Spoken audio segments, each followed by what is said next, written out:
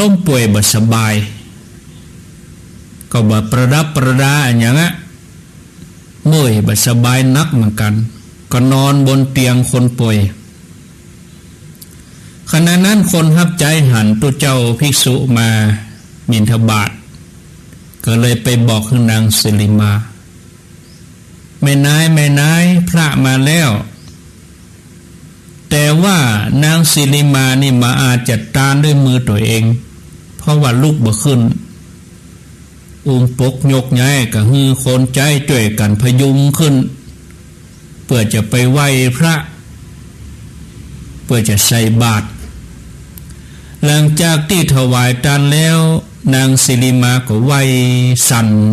เป็นไข้เป็นพิษไข้สั่นงอนภิกษุที่ไปบิณฑบาตบ่ได้สำรวมจิตพ่อตานางสิริมาก็นึกว่านางสิริมานี่ซบตาตัวเองงามแต่งามว่าขนาดป่วยนี่ยังงามในนี่เกิดในใจแล้วเวลาบ่ป่วยจะงามมกใดอีนุอันนี้ได้รูปสมบัติขนาดว่าบ่ตกแต่งย่องอย่างนะขนาดนั้นเองกิเลสที่สั่งสมไว้หลายโกฏปีกำเริบขึ้นมาทำให้ภิกษุหนุ่มนั่นข่มความฮักต่อนางสิริมาบ่ได้เดินกับวัดโซซัดโซเซเมื่อลอยนึกถึงนางสิริมากลับไปถึงกุฏิบ่ยอมฉันปิดบาทไว้นอนนึกถึงแต่หน้านางสิริมาเพื่อนภิกษุทั้งหลายก็บอกให้อู้ถึงเรื่องโทษของกามให้คลายจากความกำนัดบ่ได้ผลตรงแมลงมันนั่นนางสิริมาตายท่านผู้ฟังญาติโยมนางงามตายพระพุทธเจ้าก็ส่งข่าวบอกพญาเจ้าเมืองว่ายังบ่ต้องเผาเตเนอคือเอาศพไว้ที่ไปเหี่ยวตั้งคนรักษาดูแลให้ดีบ่ให้กาให้มาอย่างมากินพญาเจ้าเมืองก็ทำตามรับสั่งเอาศพของนางสิริมาไปยองไว้ที่กองฟอนไปเหี่ยวจนเวลาผ่านไปอยู่4 วันศพนั้นก็อืดน้ำเลือดน้ำหนองไหลออกหนอนนี่ไตยั่วเงียเลยหยุบหยับตาปูดออกมาลิ้นเมนออกมาเมียเสื้อผ้าเมียญาติโยมทั้งหลายศพนี่อืดปองขึ้นมาน้ำเลือดน้ำหนองไหลเยิ้มนอนซ่อนใส่ทั่วร่างกายส่งกลิ่นเหม็นฟุ้งไปทั่วบริเวณนะทีนี้พระพุทธเจ้าก็รับสั่งให้ภิกษุไปพอนางงามภิกษุทั้งหลายเธอว่านางสิริมางามอย่างภิกษุหนุ่มตัวนั้นก็นอนได้4 วันเหมือนกันจนบาดพอมาเป็นตาดีพอเหม็นบึ้งเหมือนกันบอกกองได้ยินว่าพระเจ้าอนุญาตให้ไปดูสิริมาต่ออันลุกขึ้นดีดพื้น สอบถามเจ้าหมู่ว่าไปทางใดจะไปเมื่อใดก็เดินทางไปกับหมู่ภิกษุพระเจ้าก็รับสั่งให้กับพญาเจ้าเมืองว่าให้ราชบุรุษตีกองห้องเป่าประกาศถ้าไผ่ให้เงิน1 ปันก็จะได้นางสิริมาไปครอบครองพญาเจ้าเมืองก็ทำตามประสงค์บ่มีไผ่จ่ายเงิน1 ปันเพื่อจะแลกกับนางสิริมาเพราะบ่ใจเหมือนคนเก่าบ่ได้นี่ตายไปแล้วพระเจ้าเองก็ลดราคาลงเนี่ย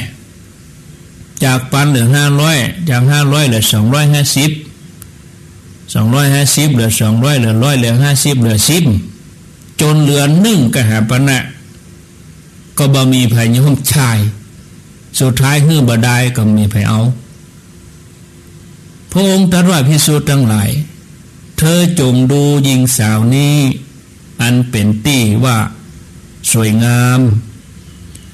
เมื่อก่อนผู้คนนี่ฮื้อเงินกันเพิ่มเพราะอยากได้นางสิริมาไปเชยชมง่ายอย่างประมูลกันเนาะคนหนึ่งฮื้อ100คนหนึ่งฮื้อ1,000คนหนึ่งฮื้อ10,000นี่แหละ บัดนี้แม้แต่ฮื้อบาดายก็บ่มีไผเอารูปที่หันอยู่นี่เข้าถึงความสิ้นไปแล้วความเสื่อมแล้วเธอทั้งหลายจงพิจารณาอัตภาพนี้บ่มีความยั่งยืนอันวิบากกรรมปรุงแต่งให้สวยงามมีกระดูกถึง300ต้นเอ็นยึดเหนี่ยวไว้ที่คนทั้งหลายหลงไหลเมื่อจบธรรมเทศนาคนทั้งหลายที่อยู่แถวนั้นก็ได้บรรลุธรรมตามบุญสมภารตัวเก่าภิกษุนั้นปล่อยจิตไปตามกระแสธรรมบรรลุโสดาบันขณะนั้นท่านผู้ฟังทั้งหลายเขาจะหันว่าร่างกายคนเฮามนุษย์เนี่ยมันเป็นที่สะสมของสิ่งสกปรกโสโครกอย่างที่ว่านะผมของเฮาอยู่กับเฮาเมินหลุดไปของเฮาเต้ๆตกใส่แกงเฮายังบ่เคยกินน้ำลายที่เฮาลืนถึงวันนี่เฮาลืนน้ำลายมาลองทมใส่องค์มือตัวเก่าเฮายังจะมาต้องไปของคนอื่นร่างกายของคนเฮานี่มันเป็นที่สะสมของสิ่งสกปรกโสโครกมันบ่เตียงแต้แน่นอนเฮาต้องดูแลเอาใจใส่มันอยู่ก็เดี๋ยวก็อาบน้ำก็เดี๋ยวก็อาบน้ำนั่นแหละมันก็ยังสะสมของสกปรกมันเป็นทุกข์มันบังคับบัญชาบ่ได้ถ้าเฮาไปหลงยึดติดว่าเฮายังหนุ่มอยู่เฮาบ่เฒ่าเตื้อยนะมันเหมือนลิงติดตัง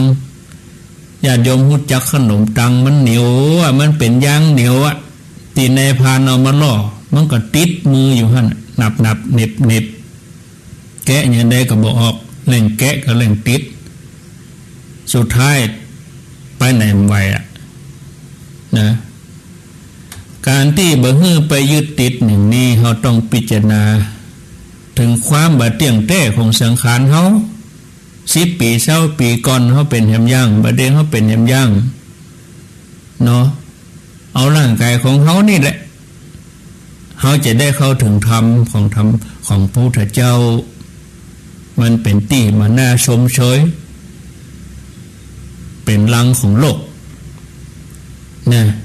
เห็นนี้ถ้าเฮาใหญ่เฮาใหญ่จะได้ต่อไปเฮาต้องสั่งสมคุณงามความดีจะไปมัวเมาประมาทในชีวิตจะไปหลงเพลิดเพลินอยู่ในวันอยู่ในวัยเห่งหีบเปลี่ยนที่จะทำความดีกันเลยไปนะเอาเนาะญาติโยมทั้งหลายพอเวลาวันนี้วันศุกร์ตั้งใจว่าบ่เปิดสายนักนะจะฮื้อธรรมะญาติโยมทั้งหลายนักน้อยหางเวลาไว้ 4-5 นาทีเอาไว้ไฟไว้มันไฟจะตันก็โทรมาไฟจะโชคดีเนาะ0998366322 0998366322เอาฟังแล้วเป็นอย่างใดพ่องญาติโยมทั้งหลายใกล้จะหมดเวลาวันศุกร์นี่มา3 โมงเนอะวันศุกร์แล้วก็วันต่อไปแล้วก็ย่าง2 วันวันเสาร์กับวันอาทิตย์แล้วส่วนมาเจ้าก็จะมาวันอาทิตย์ 3 ถึง 5เนาะเอารับสายก่อนเดี๋ยวเนอะเจริญพรไปสาเจ้าว่าจะได้วันนี้ก็มีคติดีเจ้าอยู่ที่ไหนวัดเกศการามเจ้าโมทนาเนอะเจ้าแม่จันทิพย์เจ้าเจริญพร0998366322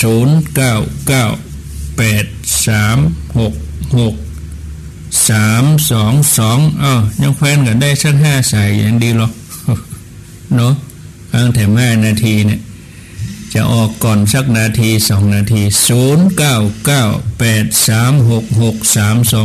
สายที่2เจริญพรเจ้าว่าจะได้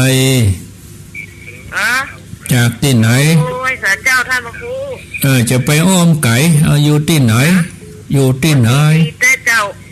อยู่ไหนได้อยู่บุกเป็ดต้นเปาสักกะแปงเจ้าอันกะน่าจะเวทนาน่ะกะเจ้าฟังแล้วเป็นยังไงพ่อ ส่วนนี้ติดแล้วเนอะ ติดแล้วฟังแล้วเป็นยังไงพ่องเจ้าดีก็แท้เจ้าได้ข้อคิดอย่างพ่องก็คิดดีนะแกทำบุกนี้นะนางโสมจะเทศกันสักปีนะเจ้านางสิริมานี่นะโมทนาเนอเจ้าสาธุเจริญปอนจากที่3จากที่ไหนลองช้างค่ะชัดเจนดีก็ชัดเจนค่ะลองช้างตาตุ่มเนาะ96ชัดดีกะตาตุ่มประช้างเนี่ยประช้าง96ชัดเจนค่ะโมทนาเนอค่ะสาธุสายที่4เจริญปอนจากไว้สาวเจ้าจากที่ไหนหนองควายเจ้าหนองควายหางดงเนาะฟังชัดดีกะโมทนาโมทนาเนอเจ้าสาธุสายสุดท้ายงอกง่อมหากันนี่เจริญปอนเจ้านมัสการจ้าจากที่ไหนจากสันทรายปลาไข่เจ้าสันทรายว่าจะได้เจ้าฟังม่วนดีจ้าม่วนดีฟังไปเรื่อยๆเนอะจากสันทรายปลาไข่เจ้าปลาไข่สันทรายโมทนาโยมให้เมาฟังวิทยุสันทรายปลาไผ่เจริญปอนเอาละก่อนบ่เนาะเดี๋ยวจะล้ำเวลาท่านพระครูป่นเอาละ5 สายก็5 สายละละเนาะหลังไม้ก็สักประมาณ5 โมงก่อนเนอะวันนี้4 โมงบ่ได้อยู่เด้อมีธุระถ้าจะโทรหลังไม้ก็0998366322 ป้ากันแถมกรรมเมื่อเจ้าวันติดตี 3จนถึงตี 5เนอะวันอาทิตย์วันจันทร์แล้วก็วันการโจดีมีใจเหมือนกันกูคนกูตันป้ากันแถมไม่รายการนี้วันจันทร์3 โมงเป็นต้นไปเนอะ3 โมงแรงนะแต่รายการเมื่อเจ้าก็ตี 3วันติดนั่นเนาะอยู่ดีมีสุขอายุวันโนสุขังปลัง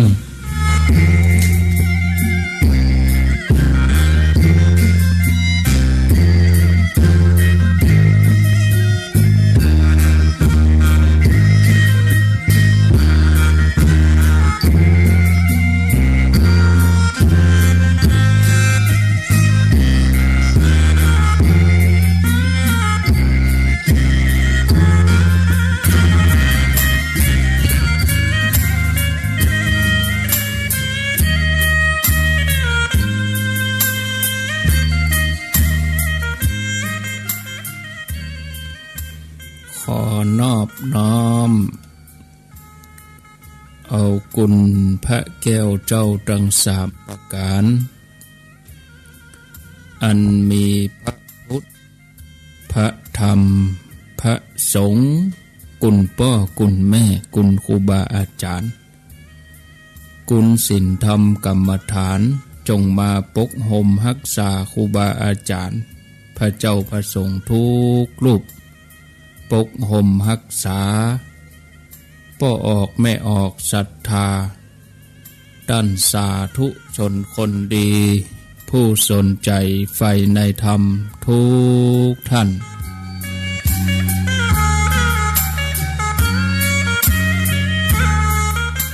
ขอถวายความเคารพแสดงความนับถือพระมหาเถระพระเถรานุเถระเจ้าคณะพระสังฆาธิการ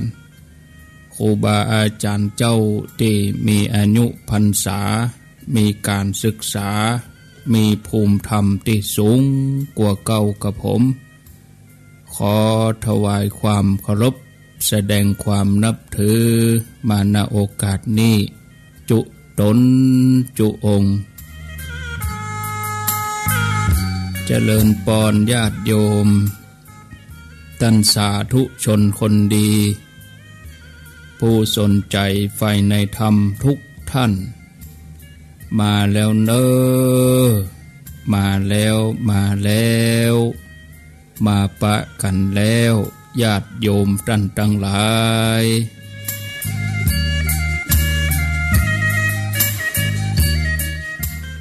ม มาปะกันในรายการสาระธรรมยามแลงประจำวันนี้วันจันทร์ที่2 เดือนมีนาคมพุทธศักราช2563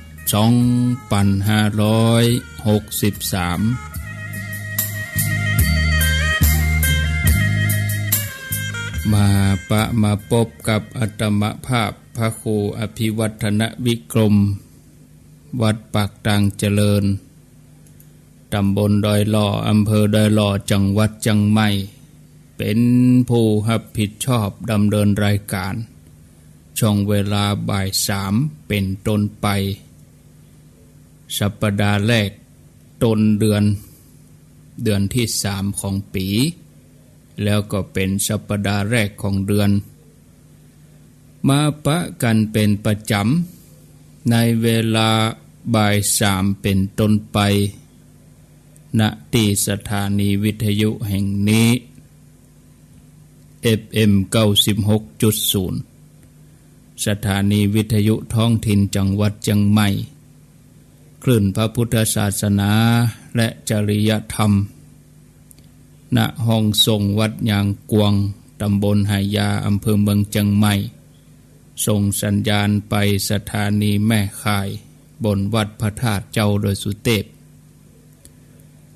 แล้วก็ที่ FM 104.50 สถานีวิทยุเพื่อการศึกษาพระพุทธศาสนาและวัฒนธรรมตั้งอยู่ที่วัดฝายหินตำบลสุเทพอำเภอเมืองเชียงใหม่เชื่อมสัญญาณไปที่ FM 100.25 สถานีวิทยุคณะสงฆ์อำเภอฝางตั้งอยู่ที่วัดพระบาทอุดมน้ำบ่อจาวาสำนักวิปัสสนาบัดเดาแต่นั้นก็เชื่อมสัญญาณไปที่สถานีวิทยุมนต์เสียงธรรมมนต์เสียงธรรมตั้งอยู่ที่วัดบุพารามตำบลจังเคิ่งอำเภอแม่แจ่มจังหวัดเชียงใหม่ต้องขออนุโมทนาพระคุณเจ้าหน้าที่ผู้อำนวยการทุกคลื่นทุกสถานีที่เปิ้นได้เกาะสัญญาณเอารายการนี้ไปสู่ผู้ฟังทางบ้านญาติโยมท่านทั้งหลายในชีวิตคนเฮาแต่ละคนนั้นก็จะมีความขุ่นข้องหมองใจที่เฮารู้สึกกับคนรอบตัวตั้งแต่คนใกล้ตัวเฮาบอกว่าพ่อแม่สามีภรรยาลูกเต้าหลานเหลนเพื่อนฝูงเพื่อนร่วมงานเจ้านายลูกน้องคนทำงานบ้านคนขับรถไปจนถึงเพื่อนร่วมทางในการเดินทางตามท้องถนนจนไปถึงกู้แข่งด้านธุรกิจการค้าสิ่งหมู่นี้บางทีก็ทำให้ใจเฮาขุ่นข้องหมองใจไปพ่องตึงสมหวังตึงผิดหวังตึงหัวเราะตึงร้องไห้อารมณ์ความรู้สึกที่เกิดขึ้นมานี้ญาติโยมถ้าเฮาเก็บมักหม่มไว้มึนถ้าเฮาเก็บกักมันไว้ในใจก็จะเหมือนน้ำที่บ่ได้รับการถ่ายเทน้ำที่บ่ไหลเวียนก็จะทำให้เป็นน้ำเน่าถ้าเฮาบ่ฮู้ตันตัวเก่าเฮาเผลอไปแปลงน้ำเน่า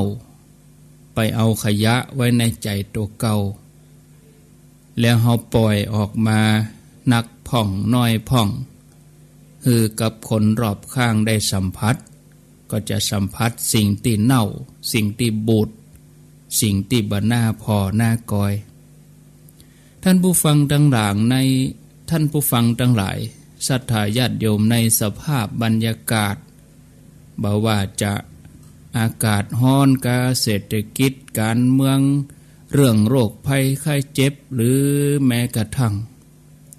บางท่านก็จะมีปัญหาเกี่ยวกับสุขภาพถ้าเฮาหยุดกึดสักหน่อย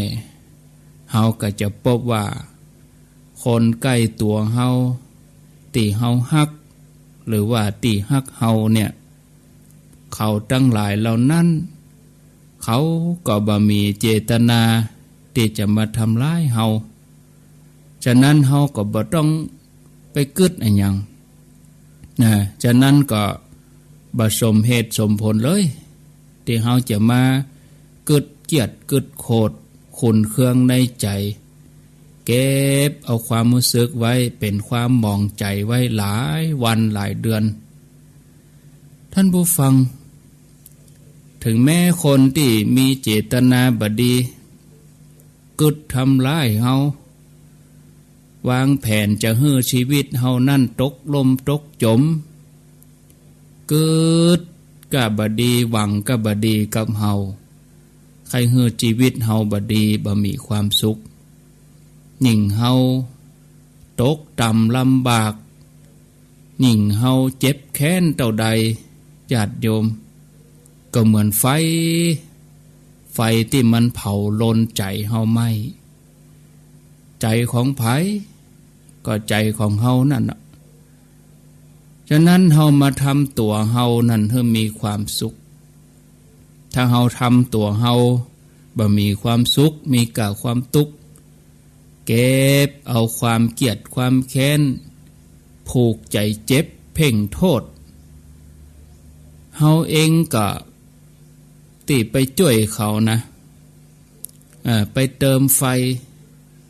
นะโดยการทำตัวเก่าให้บ่มีความสุข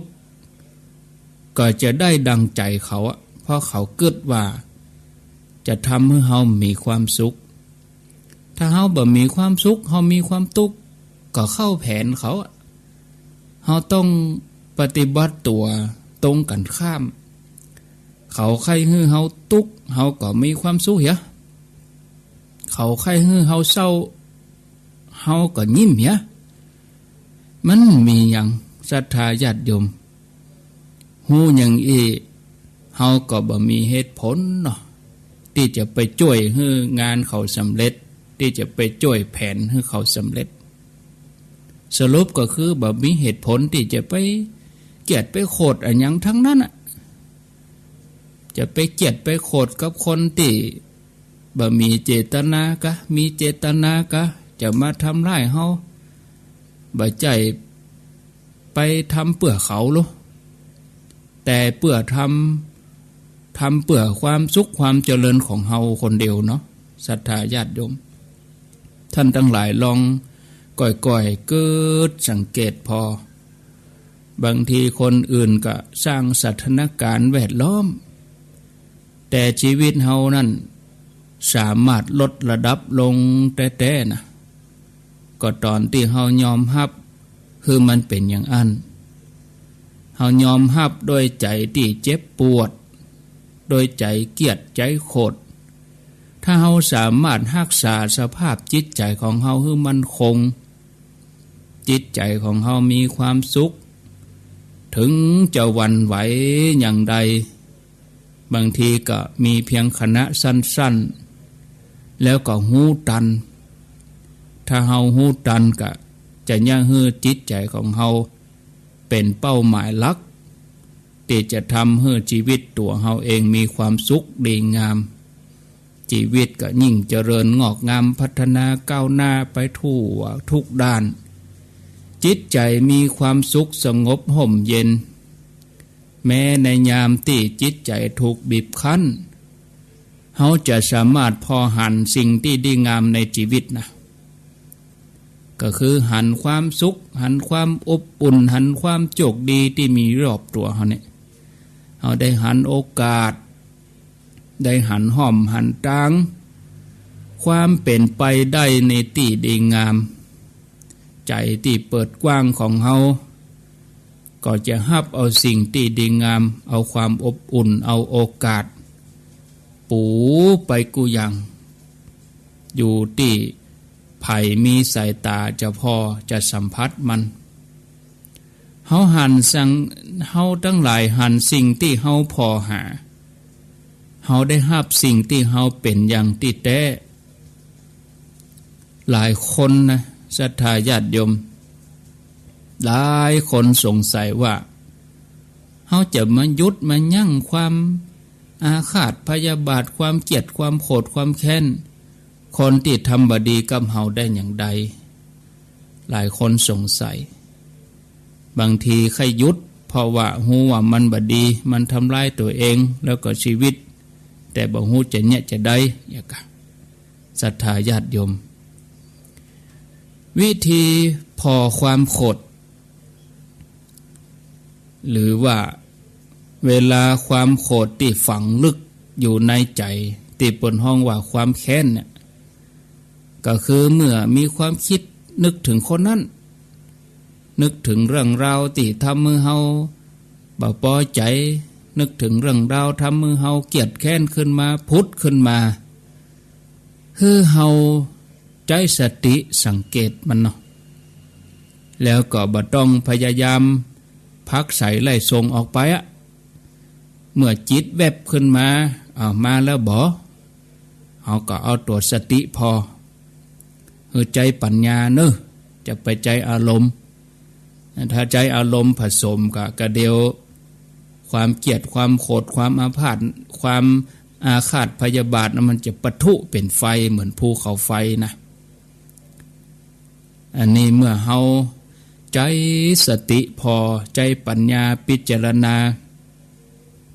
แล้วก็บ่ต้องไปกึดเพิ่มถ้าเฮาไปปรุงแต่งเพิ่มก็เป็นการเติมอาหารให้มันเนาะนะแล้วเฮาก็ใจกำอูจ่วยนะ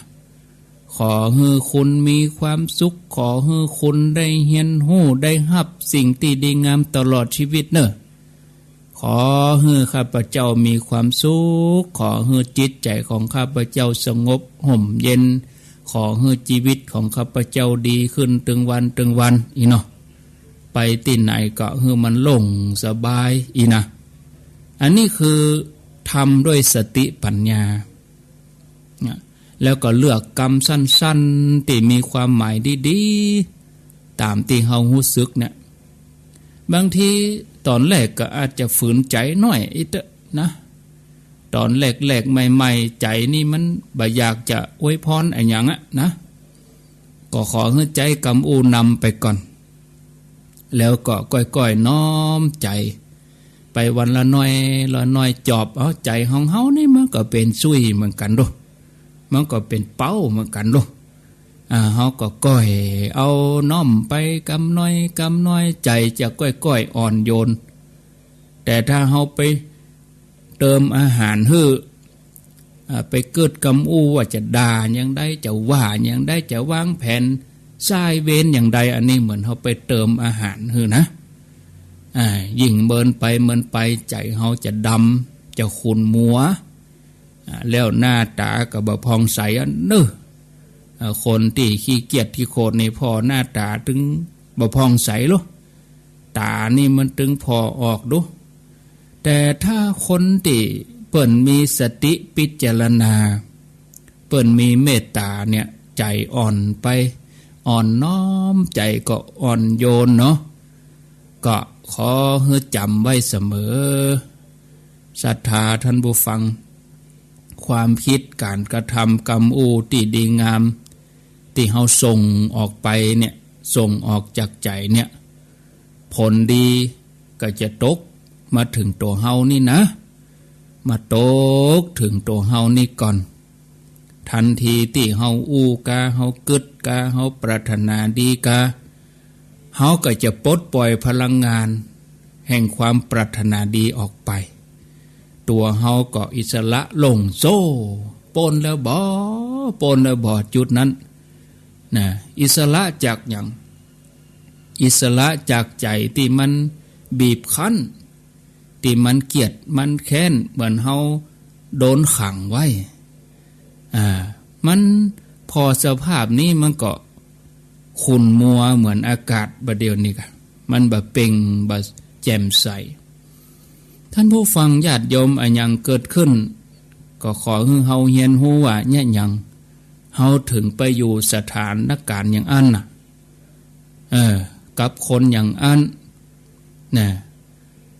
เฮาบ่สู้เ ที่จะตอบโต้เฮาบ่ต้องไปตอบโต้เฮาบ่ต้องไปว่าหยังเฮามาคัดเก่าตัวเฮาแล้วเฮาก็เดินต่อไปสร้างสิ่งดีสร้างสิ่งใหม่ที่ดีงาม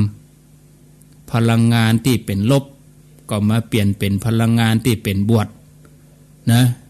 ทำเป็นบวกจิตใจสติปัญญาเป็นพลังงานด้านบวกถ้าเฮาไปทำกิจกรรมด้านลบเนาะไปโจมตีไปสู้รบไปแข่งแย่งชิงดีชิงเด่นกันอิจฉาริษยากันเนี่ยมันก็บ่ช่วยอะไรอย่างดีขึ้นนะเนาะพลังงานหมู่นี้เท่ากับว่าเอาไปใจในทางติดลบแต่ถ้าเราเอามาใจในทางบวกเนาะคือเปลี่ยนชีวิตจิตใจทำไมเอาของบูดของเน่าเอาขยะออกจากใจไปเหียขว่างเหียกะขว่างเหียเนาะเหมือนเราเดินผ่านแดดฮ้อนๆพยับแดดเปลวแดดวับวับเบบเป็นภาพลวงตานั่งรถไปวับวับดูตรงหน้าขี่รถไปใกล้เข้าหายไปเหียอยากะหายวับไป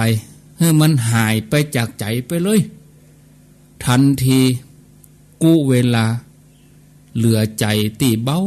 สบายใจจุ่มใจเย็นใจชุ่มช่ำไปด้วยความเมตตาปรารถนาดีเอาไปสร้างสิ่งดีสิ่งใหม่แล้วคนเฮาก็จะเกิดความเมตตาต่อกันแต่ละวันเฮาก็ลองถามตัวเก่าถามตัวเก่าเสมอว่าตัวเก่าเฮาเนี่ยใครมีชีวิตที่ดีงามก่อใครมีชีวิตที่มีความสุขก่อก็ว่าใครมีชีวิตที่ขุ่นมัวไปที่ไหนก็แปลงหน้าบึ้งเปิ่นม่วนกันก็บ่ม่วนเหมือนตุกอยู่คนเดียวเนี่ยเฮาจะเลือกเอาแบบไหนเนาะถ้าแม่นเฮาก็เลือกเดินบนเส้นทางนั้นคัดเก่าตัวเก่าโลบ่ใจเอาใจไปมุ่งคัดเก่าคนอื่นบ่ต้องไปพอคนอื่นคนนั้นเป็นอย่างอันคนนี้เป็นอย่างอีอันนั้นจางเขาเฮาก็มาคัดเก่าตัวเฮานี่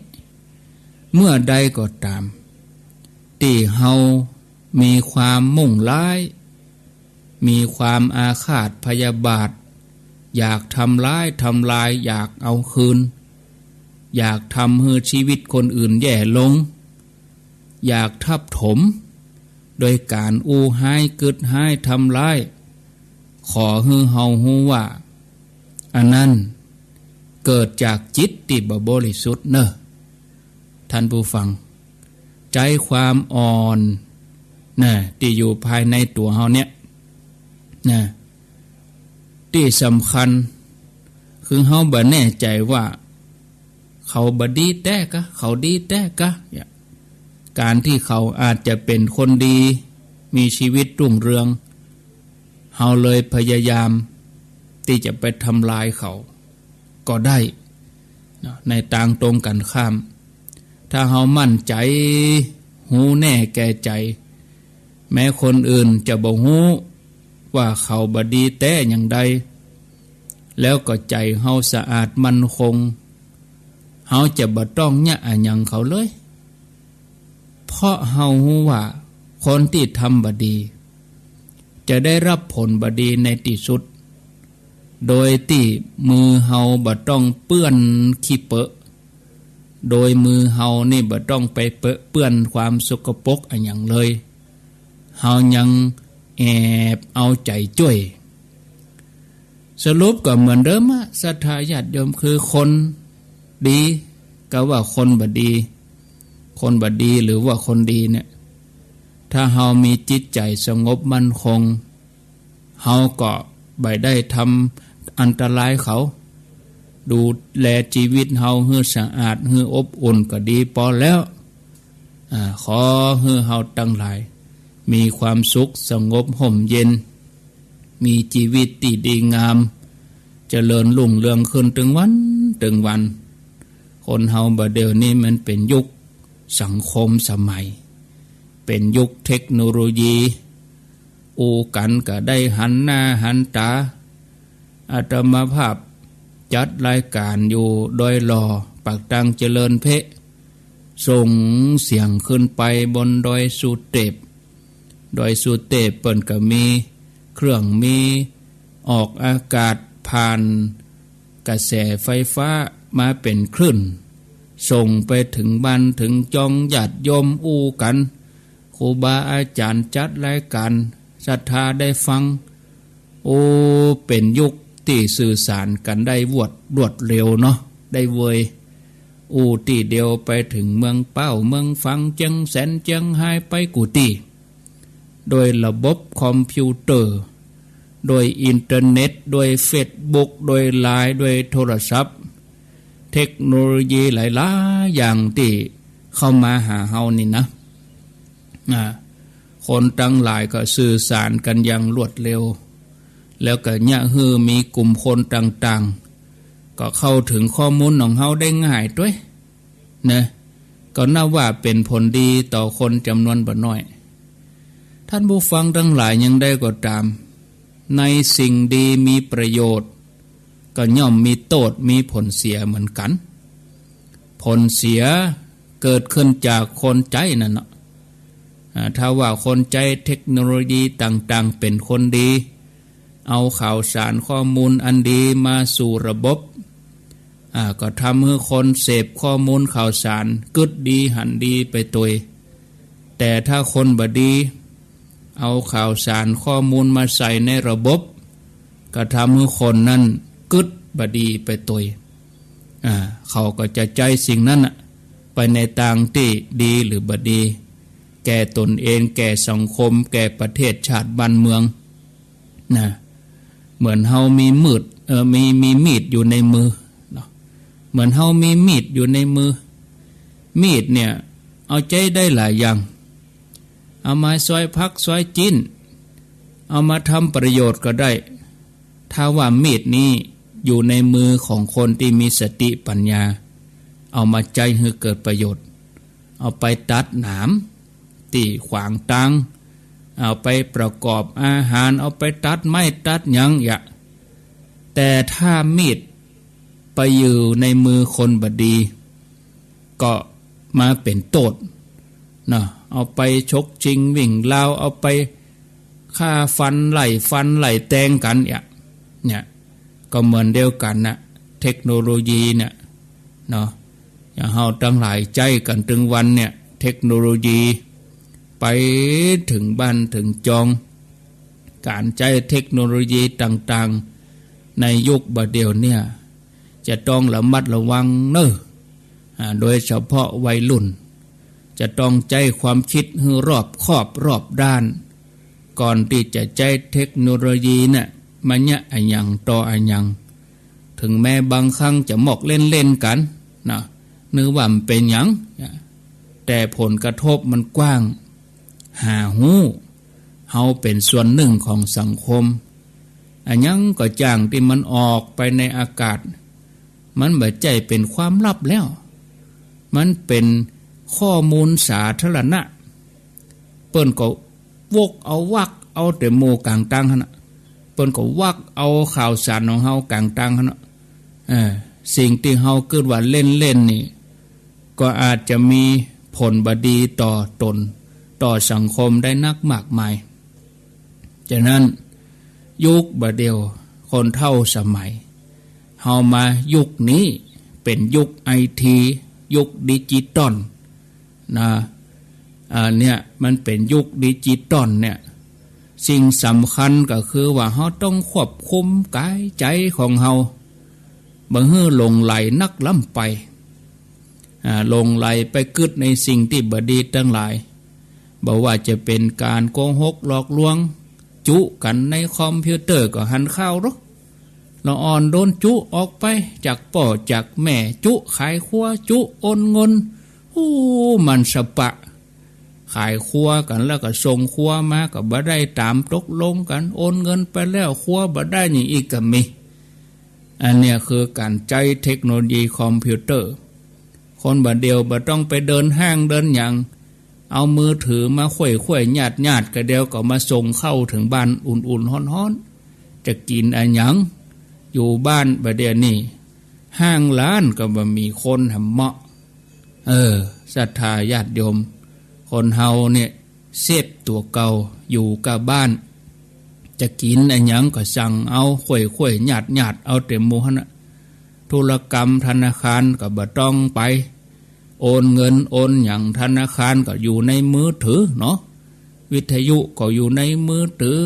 กล้องถ่ายรูปกล้องวิดีโอเป็นผู้สื่อข่าวไปในตัวแต่ละคนเป็นวิทยุช่องหนึ่ง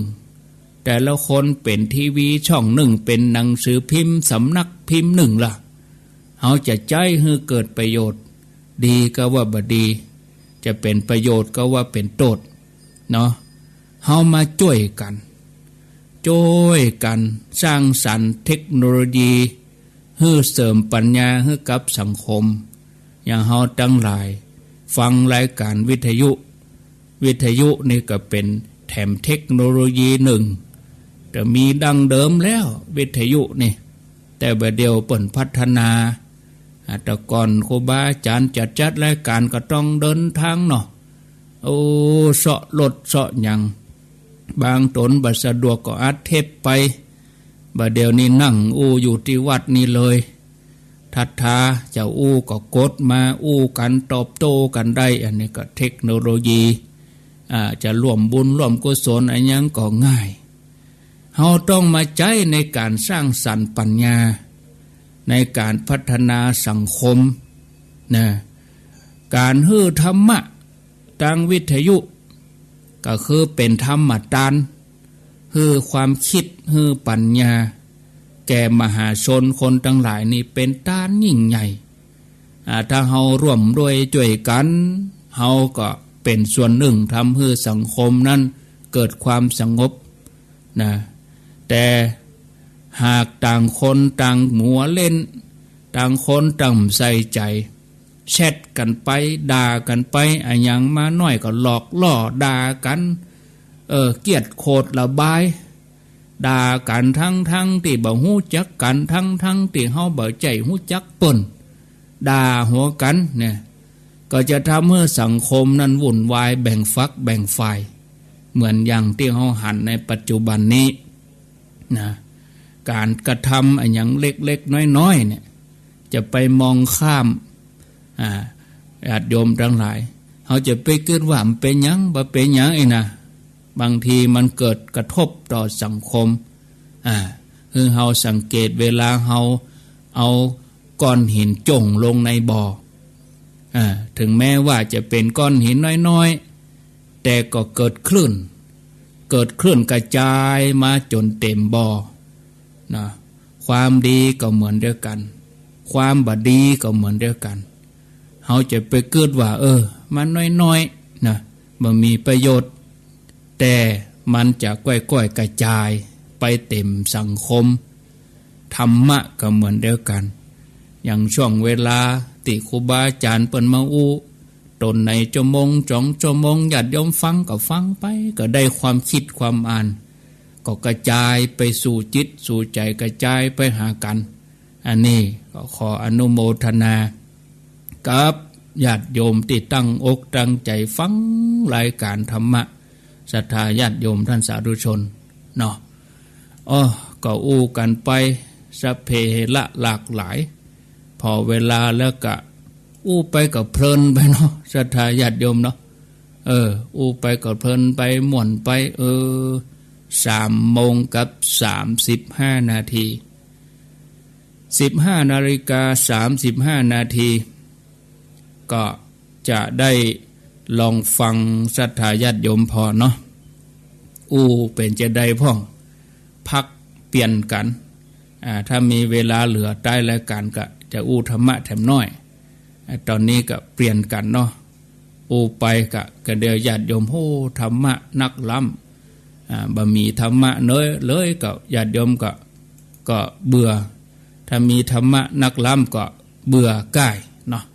ก็ผสมกันไปผสมกันสลับสับเปลี่ยนกัน วันพุกยังได้บ่ฮู้เตือนเน้อยังได้แจ้งท่านผอเตืออันนี้ตี96นะ96นี่เดินอย่างใดถ้ารับทราบจะได้ก็จะแจ้งวันพุกมาเจ้าเอาเนาะเนื่องจากว่าวันพุกนี้ก็จะต้องได้ทำเพดานเพราะว่าเพดานที่ห้องเครื่องนั้นน่ะมันเป็นหูมันหัวแล้วก็ทำให้แอร์หรือว่าความเย็นเนี่ยมันนานเย็นเพราะว่ามันหัวขึ้นตั้งบนแอร์ก็ทำงานนักเมื่อแอร์ทำงานนักเครื่องส่งก็ความเย็นบ่เต็มที่ก็จะลุเวยนะบ่เดี๋ยวนี้พัดลมตั้งหลังหั่นน่ะชำรุดลุไปแล้วดับไปแล้วเสียไปแล้วถ้าเป็นรถก็อาการบ่ค่อยดีแล้วเครื่องลวนไปละเขาก็ต้องให้เครื่องส่งนั้นยืดอายุไปจนกว่าเขาจะได้เครื่องใหม่เนาะจะได้บ่ได้ก็แล้วแต่หำกรรมก็ว่าหำกรรมแต่ว่าอย่างใดก็จะบ่ให้เครื่องนี้ดับกันแล้วกันก็อินดูประเด็นนี้เอาพัดลมเป่าพันโผกะวันพุกนี้ช่างเปิดจะขึ้นไปแปลง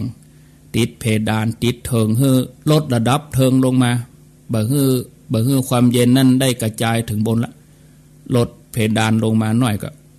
แอร์ทำงานบัดนักละความเย็นก็จะเย็นไว้หน่อยถ้าเราเพดานมันกว้างมันสูงเพดานมันหัวความเย็นมันก็ระบายขึ้นทางบนเห็นหมดมันบ่ได้อยู่ในห้องเครื่องส่งก็ฮ้อนคนเฮาฮ้อนเฮายังหลบเข้าห่มแต่มาอู้ไปเกิงชั่วโมงยังเสาะอยากกินน้ำอันนี้เฮาใจเปิ้น24ชั่วโมงเนาะก็ได้จะลองแจ้งเปิ้นพอแต่ว่าได้บอกช่างอย่างไปละวันก่อนนั้นก็ตานเครื่องปรับแรงดันกระแสไฟฟ้าก็ตั้งแต่เฮาเอาใส่เครื่องปรับแรงดันกระแสไฟฟ้าก็รู้สึกว่าเครื่องส่งนี่ก็ไปดีขึ้นเนาะเสียงดีขึ้นการกระจายเสียงดีขึ้นมาประมาณ10-20%เนาะแต่ถ้าว่าเครื่องส่งเปิ้นอุณหภูมิเสมอเย็นสบายนะอย่างเฮานะก็เฮาเย็นนี่เฮาก็อารมณ์ดีแต่มันร้อนนี่ก็อารมณ์พอดี ขนาดว่าเครื่องนี่เปิ้นบ่ใจมีจิตวิญญาณอย่างนะ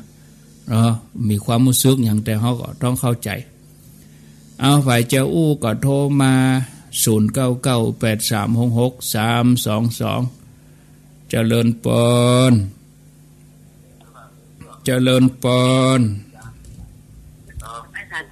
ปิดวิทยุอย่าปิดวิทยุก่อนจะไปเมากับชัดเจนดีเจ้าชัดเจนดีเจ้าอยู่ที่ไหนอยู่อุโมงค์ลำพูนเจ้าอุโมงค์ลำพูนเนาะเจ้าฟังคลื่นยัง96เจ้า96เปรียบเทียบกับ 2-3 วันก่อนเนาะอันนี้แจ๋วเสียงแจ๋วขึ้นเนาะเจ้าเสียงสูงขึ้นชัดเจนดีเจ้าเสียงชัดขึ้นกะเจ้าคมชัดขึ้นเนาะเจ้ายินดีเด้อสาธุ0998366322เจริญปนไว้ฝากเจ้าจากตังใดจากแม่อาวประสางเจ้าแม่อาวประสางนครเจดีย์นี่กะเจ้าแม่อาวฟังคลื่นอย่างนี้แม่อาวนี่96เจ้า96เมื่อวันก็ยังพดมาแผ่วเพ่ก่อนกะ4 ชั่วโมงเลยเจ้าแล้วก็ได้ยินแจ๋วดีกว่านี่ชัดเจนดีเจ้าชัดเจนคืนที่โทรมาหาเมื่อครูที่อาจารย์วรรณชัยมันดักไปนะกะเปิ้นทดลองบ่ได้เปิ้นทดสอบวันเดียววันอื่นๆก็เป็นสวดกรรมฐานนั่นนะวันอื่นก็เมียวันเดียวบ่ได้ตักกรรมก็ได้ยินโมไม่จันโมต้องเชียงไฮ้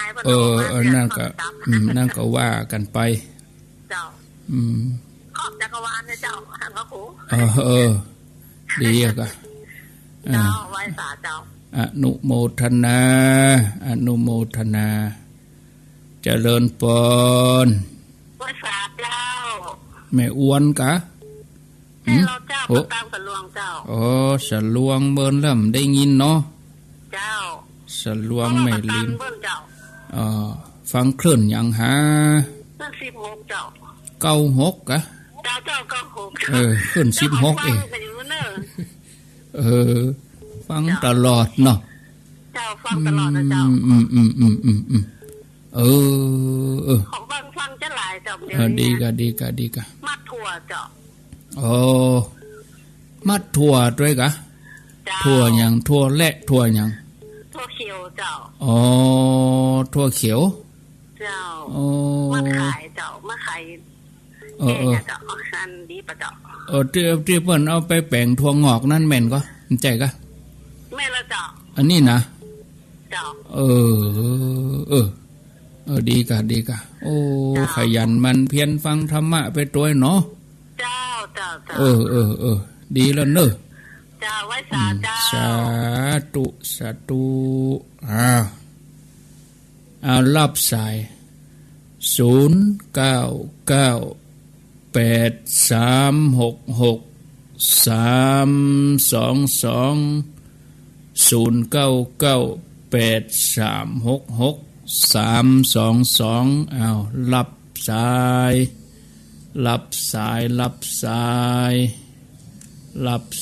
แล้วเจริญปนครับไว้สาครับท่านครูจากดังใดน้องจอมสันสายครับน้องจอมเจ้าเก่าเจ้าเดิมเนาะครับผมฟังชัดดีง่อมกาหายไป2 วันได้หรอ3 ถึงวันศุกร์เป็นตุลุงยองปนานเรานิยายจัดหม่วนปนานเปิ้นเตนนะเปิ้นเตนวันพุธวันพัดแล้วนะปนานอาคมปนานลุงหนานก็เต้นกันไปอย่างเอียกะเนาะยินดีเนอสาธุเดี๋ยวจะฮับตึก3:45แล้วอุธรรมะลาสุดท้าย15 นาทีเจริญปนไปสาเจ้าจากที่ไหนจากป่าบงสันมาพลแม่แตงเจ้าป่าบงแม่แตงฟังชัดดีกาฟังสถานีไหน96นะเจ้า96เนาะ96นี่แม่เจ้าจังฟังก่อฮะ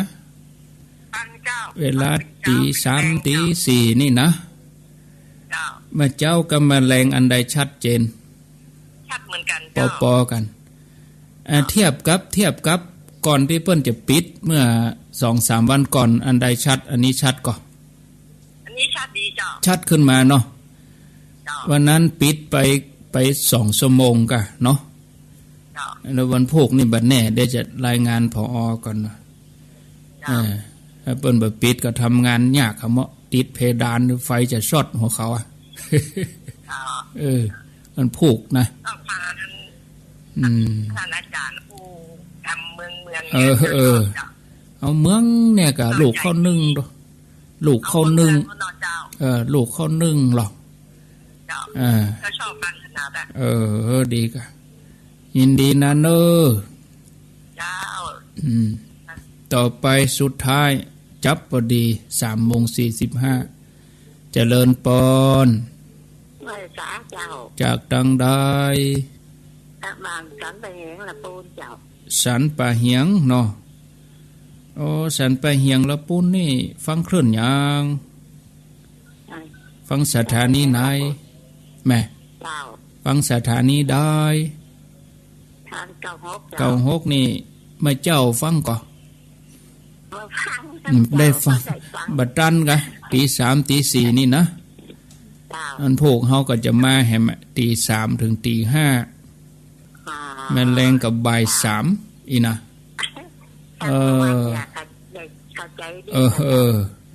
โมทนาเนอ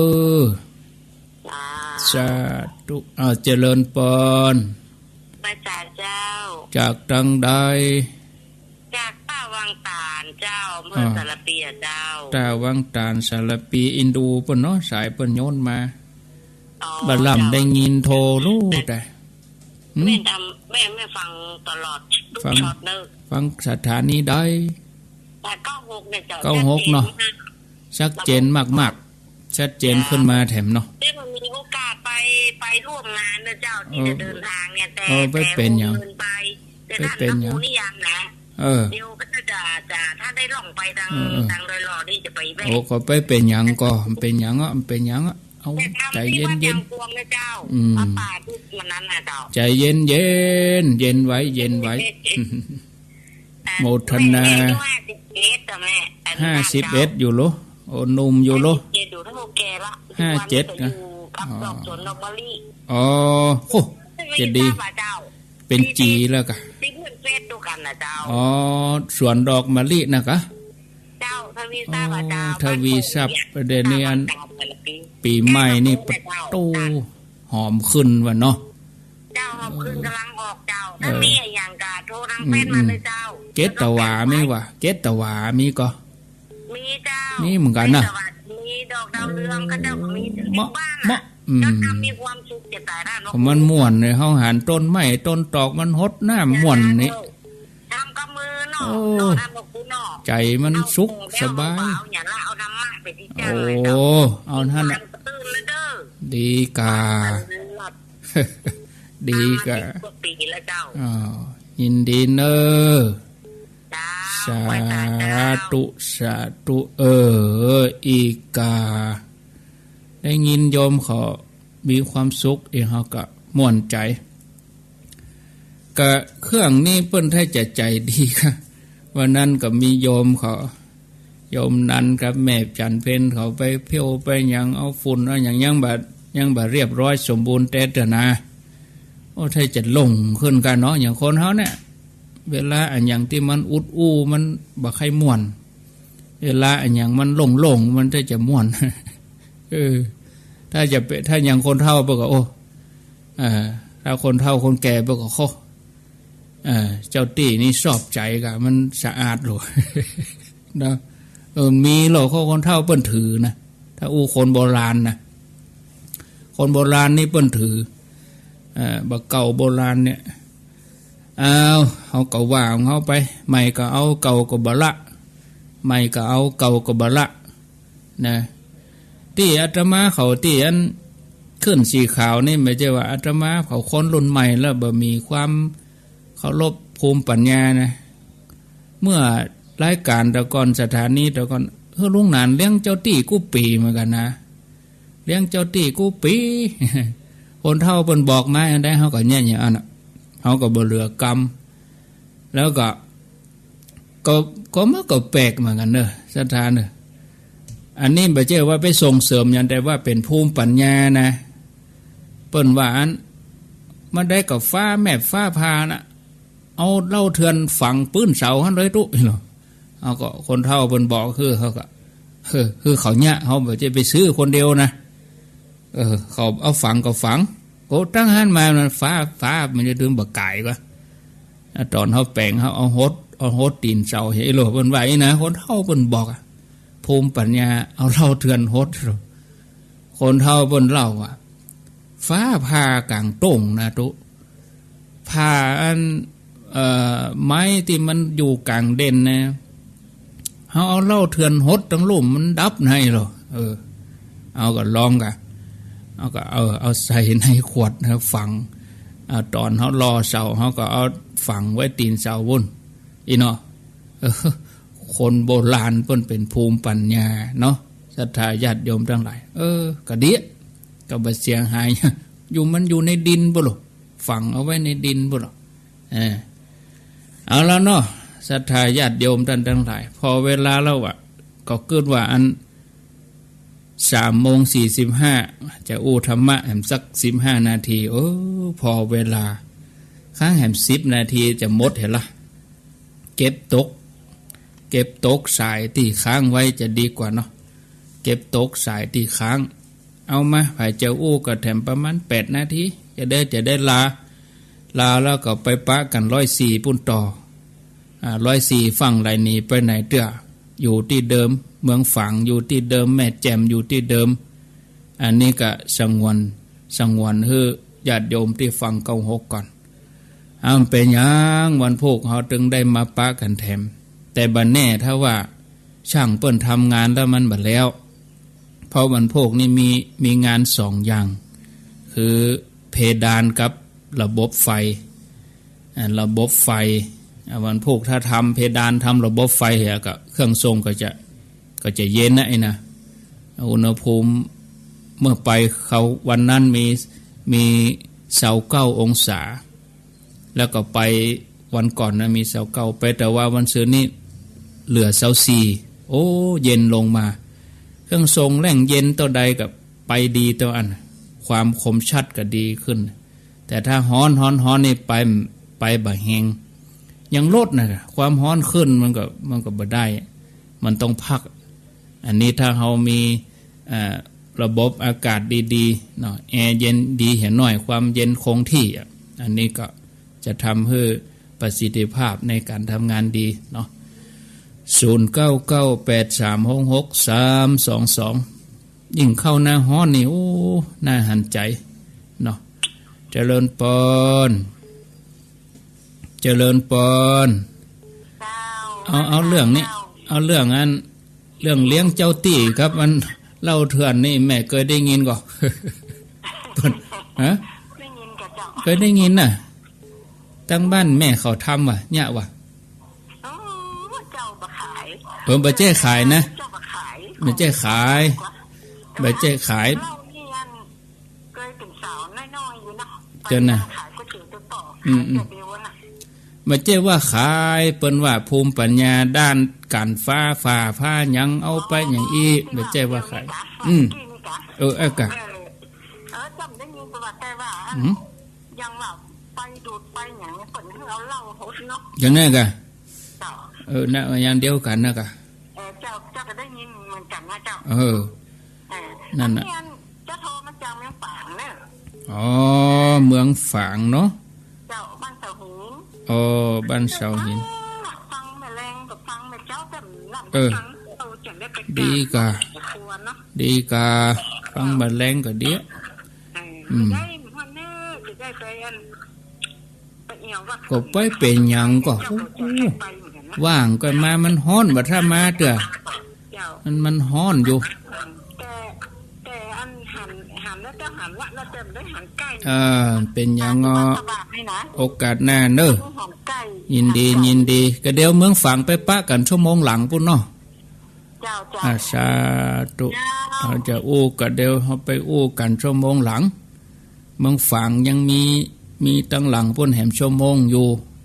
อันนี้คือหมู่ที่เปิ้นฟัง96ที่เปิ้นจะตัดสัญญาณเนี่ยชั่วโมงเดียวนี้ก่อนเนาะ0998366322โยมท่านใดพอจะเข้าใจภูมิปัญญาอย่างอีก็มีว่าไม่ก็เอาเก่าก็บ่ละเนาะคนเฒ่าคนแก่เปิ้นเล่าเปิ้นดอกนะฮับสายเจริญปอนไว้สาครับท่านพระครูครับจากทางใดครับ2-3 วันแล้วนี่มันบ่ค่อยชัดนะครับแต่วันนี้ชัดครับแต่โทรวันนี้นะวันนี้แจ๋วเลยครับจากรถแดงหนองดีแจงนะครับรถแดงชัดมากเลยครับมากแต่ 2-3 วันยอมรับนะครับอันนี้อยู่จุดใดเขาอยู่ในเวียงนะครับชัดแจ๋วดีเนาะโมทนาสาธุเจริญปอนต้องให้โยมเป็นผู้ยืนยันนะเจ้าว่าเจ้าจากดังได้ตาโจกเจ้าสดมาตาโจกเพกันได้อยู่เนาะก็ฟังอยู่เจ้าตาโจกได้รอนี่นะเจ้าชัดเจนดีแล้วท่านชัดแจ๋วขึ้นมากะแจ๋วเจ้าได้ยินท่านถ้าได้ปรับแหมน้อยเนาะเจ้าได้ยินเสียทีแล้วเจ้าถ้าเครื่องเปิ้นเย็นดีเวลาเป็นฝนเป็นลมเพิ่นก็เอาไข่แล้วเจ้าเต๋อก็เอาปากมัดห้อยเนาะเอามีดมัดห้อย ฝังเกลือของเนี่ยโดยในแก่เวลาเป็นฝนเป็นลมเดือน6เนี่ยเดือน6เป่งเนี่ยฝังเกลือกันนะกะเจ้าฝังแล้วเจ้าฝังว่าออกข้ามแล้วเจ้าเดือน6ออกค่ำเนาะฝังเกลือกันพ่องเจ้าฝังเกลือตุยเอาน้ำพระราชไปห้อยสวนตุยก็ดีนะกะโมทนาสาธุเอาเจริญปอนปิดวิทยุเอกรรมเนาะอยู่จังได้น้องจอมเคยได้ยินก่อ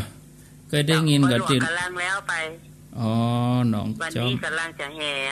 อุปโคตปีกเนี่ยนะอุปโคตปีกเดี๋ยวไปลืมเอาเปิ้นปีกนะเจ้าปีกเนี่ยนะวันนี้เราจะพ่อประเสริฐสบายนี่เมาตอนครับธรรมดาแขกบ้านแขกเมืองวัดวาปล่อยหลวงนี่ธรรมดาถึงอิฐพ่อง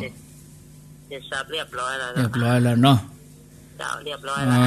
ฟังชัดเจนดีก่อเจ้าชัดเจนดีเจ้าชัดเจนอนุโมทนาเนอเจ้าไว้สาเจ้าเป็นกำลังใจท่านพระครูนะเจ้าสาธุเจริญปอนสาเจ้าฟังจากอุเมงนะเจ้าอุเมงสันปะตองว่าจะได้ชัดดีกว่าจะอู้เรื่องเล่านะจะเป็นแม่ก็เอาไว้ปีจะเอาไว้กันก็ห่อกันเงินนะเจ้าเนาะดีเจ้านั่นน่ะภูมิปัญญาเดือน8เดือน6เดือน9เป็นเลี้ยงเดือน9ดูเป็นเลี้ยงเจ้าเดือน9นะตลอดเจ้านับถือตลอดเจ้านั่นกะภูมิปัญญาเฮาดอกนะคนเฒ่าคนแก่เพิ่นบอกไว้เฮาก็ปฏิบัตินะเจ้าสืบต่อกันไปเจ้าเดี๋ยวก็เกียมไว้จะออกหน้าฮ้อนนี่ก็เอาเหล้ามาไว้แล้วกะเกียมไว้ละเจ้าเป็นกำลังใจนะเจ้าชัดเจนดีเจ้าสาธุเอาละเอา12สายก็พอละเนาะเดี๋ยว